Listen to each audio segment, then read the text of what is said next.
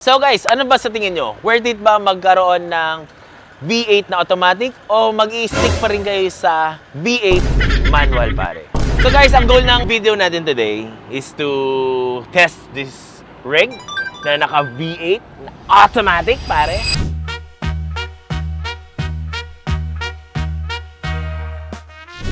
So right now guys, wait lang pare. Medyo pa-horizontal tayo ngayon. Kasi, na-miss nyo ba yung mga vlog natin ng mga kotse? So ngayon, may uwi tayong bagong kotse. Hindi naman bago, pero lumang kotse. Pero, pare, rebirth. Pero, grabe to. Pare, sobrang sariwa. This is the LC76 na V8 engine. Pero itong maganda dito, pare. Automatic, pare. It's a automatic and transmission. Gagamitin natin to. Uwi natin sa Isabela. Tignan natin yung fuel efficiency niya. Yung automatic na conversion ba? Malakas ba? Diba? Gets mo? Kasi itong conversion na to parang bolt-on lang eh. Hindi siya yung in-edit, edit. Tara, samahan nyo kami today. Pauwi ng Isabela. Gamit ang LC76 V8 automatic. Let's go. As you can see, whoop, yan no. Ganda. Tunog pa lang, kalmado na. Pare, naka-sounds yan, boy. Ayan no. Naka-Recaro. Naka-Recaro. Since si Uncle. So guys, tong LC76 na to, hiniram natin kay Uncle. Salamat Uncle at hiniram mo sa amin tong favorite car mo. Yeah. Naka-sound siya, naka-sounds. Ikot muna natin pare. Rek? Ako muna mag-edit, di ba? Ako muna mag-video. So, 16,000 ang tinakbo, nakalift. Kung mag-kotse kayo pare, dapat ganyan lang. Malinis lang, naka-lift lang, goma lang na BFG. Siyempre, dapat naka-BFG tayo. Tapos, pag open ko nung kagabi, akala ko unggoy, pare. Yung pala, paborito ni Uncle, lahat ng kotse niya, may Mr. Bean. Diba? One of the few guys here in the Philippines. Bilang lang sa mga ilang daliri. Tara, samahan nyo kami sa ikot muna natin to ng Isabela. Medyo, alam niyo naman, pag nag-test drive tayo, kailangan yung medyo malayo, test drive kayo, mapunta lang kayo dyan sa mall. Wala, hindi tayo ganoon pare. Pag tayo nag-test drive, pang 400 kilometers lang naman yung mga minimum. So tara, gutom na ako kain muna tayo. Let's go! So guys, nandito tayo ngayon sa Shell. Diesel muna tayo. Tignan natin. Full tank muna natin para full tank sagad. V-Power Diesel. Pinakamahal. Siyempre, pag nag-kotse tayo, dapat yung pinakamahal pare. Kasi pagka baka mabilaukan tong kotse natin, hindi umabot ng Isabela pare. Pag naggasolina, diesel ka, dapat V-Power. Hindi tayo bayad ng Shell So guys, ang goal ng video natin today is to test this rig na naka V8 na automatic pare. Tapos fuel consumption. So, check natin kung tipid ba kasi diesel automatic. Kasi syempre bira ka ng bira. Hindi ka naka-clutch pare. Hindi ganun chuk. Tapos, pangatlo, yung riding comfort niya. Since naka-76 tayo, sabi ng iba, matagtag daw. Sagad mo pare. So, since naka-76 tayo, naka-lift to. So, sabi nila, matagtag daw. Tignan natin kung matagtag ba. Kung kumusta to sa Maliko, ganyan. Pare, ito lang malupit sa boss ko, na si Boss Uncle. Lahat ng kotse niya, may 3-in-1. So, Uncle, inumin namin ito sa biyahe So, tara. Puro tayo kwento Tara, drive tayo mamaya. Let's go. So, nandito tayo ngayon sa Shell. Lutong bahay ito ate. Alam ko, tama nga lutong bahay. Hindi naman sa taas. Lutong bahay, boy. So, kain muna tayo. Let's go. Grabe, ganda. Lakas. Pero for the amount of 1.7 or magkano yung 1 million plus na automatic transmission, I still prefer the manual.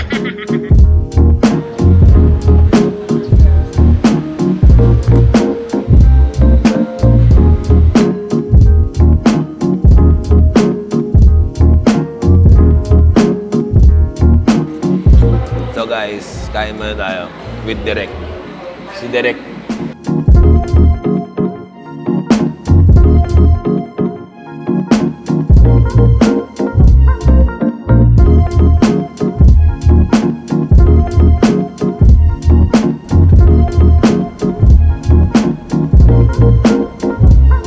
Okay, touchdown here at Starbucks Tiplex and naka 119 kilometers na tayo. So, syempre, Diesel yan. Kailangan natin cool down. Ipapa-cool down natin itong mga kotse. Magkape-kape muna tayo. Wala kasi namimiss ko na yung primo natin eh. Tara, baba muna tayo at magkape. Puro kapepe kasi nahanap ni pa.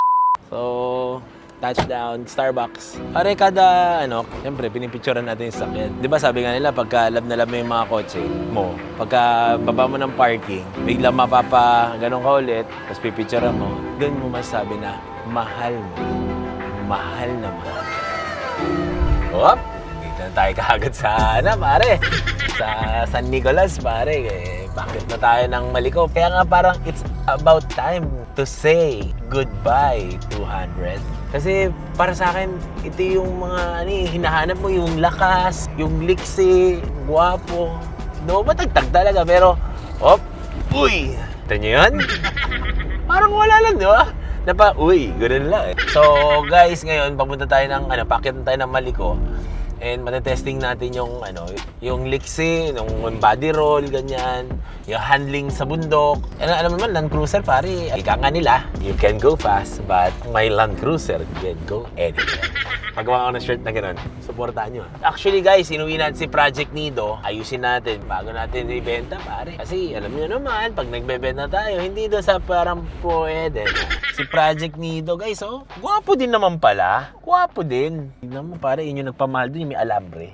Tara, de-20 yan. Akit tayo sa pare. Kaya tayo sa bundok. Tingnan natin kung makakasawa yung 200 natin. Hindi mahirapan. Kasi ito nakatono. Yung 200 natin, papatono din natin yan. Ito lang ang masabi ko, guys. Pag test drive tayo ng mga gentong kotse, nakaka-inlove. Sabi ko, Uncle, papampun na ako. Sabi niya sa akin, di kita kaya ampunin.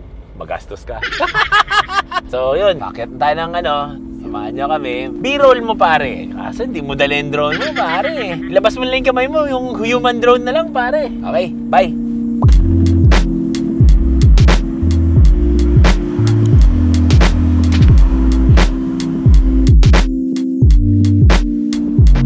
Ganda ng body roll. Yes, sir.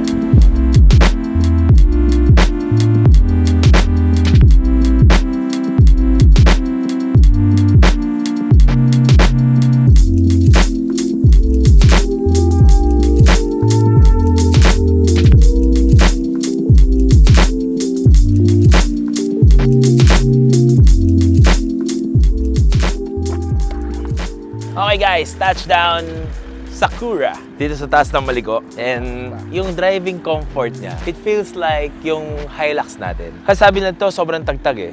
Yung Hilux kasi hindi matagtag, pare. Ewan ko sa Hilux niya. Sa transmission guys, it reminds me yung LC200 ko. Grabe, yung automatic, V8. Pag binira mong ganon, talagang hindi ka bibitin. Ito kasi, yung conversion niya is a bolt-on.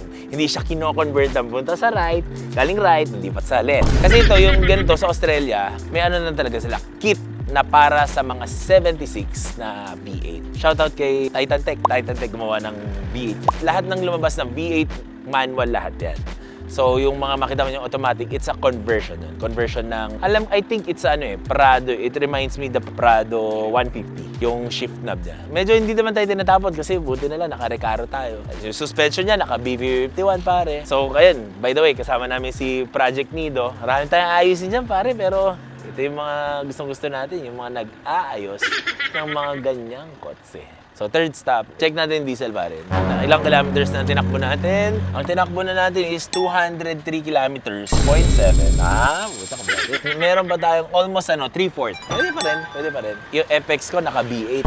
Sorry. Commercial lang muna. Ito yung nagpamahal sa Land Cruiser natin. Very excited with this car. Kung anong mangyayari dito sa kotse na to. Pangit kasi ng gulong. So tara, ano ba tayo? Kain muna tayo ng noodles. Medyo malamig din sa taas. Kaya noodles muna tayo. Pare sa Maliko, merong dito? Wi-Fi pare. So yun, tara. Kain muna tayo.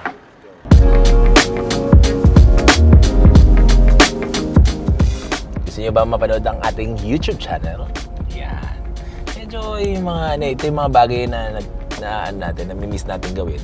Kasi napunta tayo sa short. May mga nagre-request sa atin na, boss, wala ba tayong mga long form dyan? since masunurin tayo, nandyan naman si Pareng Julius na i-challenge Aray ko! para ika nga ni Pareng Julius, sulit na sulit.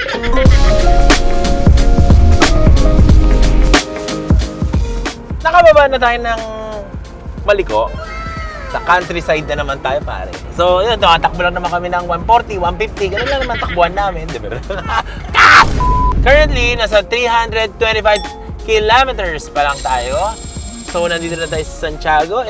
Almost mag-half na yung tank natin. Hindi chill ang driving, pero pwede na. So, basta handling, masarap ang handling, pare. Tsaka ito yung lagi kong lagi kong sinasabi sa mga editor na hindi ko pa sinasabi sa vlog natin.